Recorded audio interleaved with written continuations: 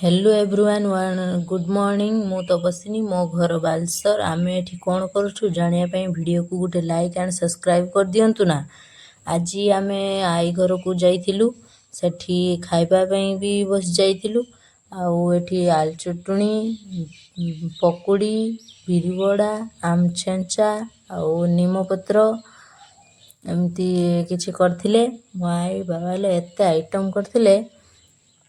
तापरे आम मैंने समस्ते खाई सारिथिलु आउ एठी मो आई इंचिड़ काटिया पई बस जाइथिले तरकारी हो बिनी की इंचिड़ काटा सरला परे देखंतु याको केमिति होउची ये से चश्माटा पिन सरला परे बाबा ले यार खुशी तापरे ता गतो चश्मा आनी की मु भी टिके पिन्नीथिली तापरे याको देखंतु ना केमिति होउची।